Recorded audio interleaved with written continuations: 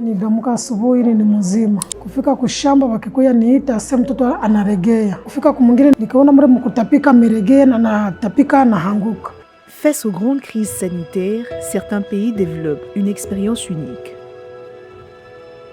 En Afrique, la République démocratique du Congo s'est imposée comme l'un des États les plus expérimentés dans la gestion des épidémies.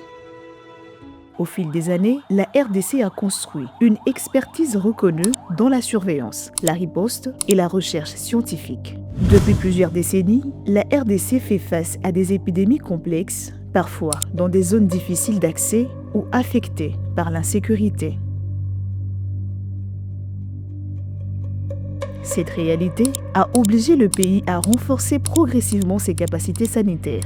Détection rapide des cas, isolement, surveillance communautaire, mobilisation des équipes médicales et coordination des interventions d'urgence.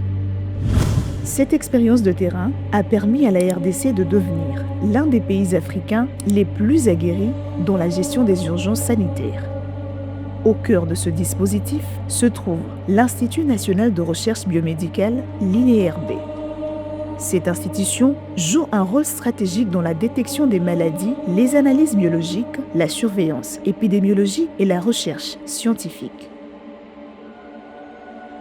Présents dès les premières épidémies d'Ebola en 1976, des scientifiques congolais ont déjà reçu la plus haute distinction mondiale pour leur engagement dans la recherche et la lutte contre les maladies infectieuses.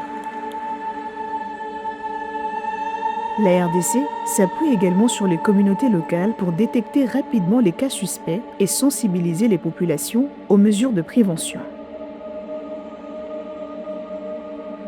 Grâce à son expérience, la RDC travaille aujourd'hui avec plusieurs partenaires internationaux et partage son expertise avec d'autres pays africains confrontés aux crises sanitaires. La gestion des épidémies a révélé une autre force de la RDC. Sa capacité scientifique et humaine. Au-delà de ses ressources naturelles, le pays s'impose comme un acteur africain important dans la santé publique et la recherche biomédicale.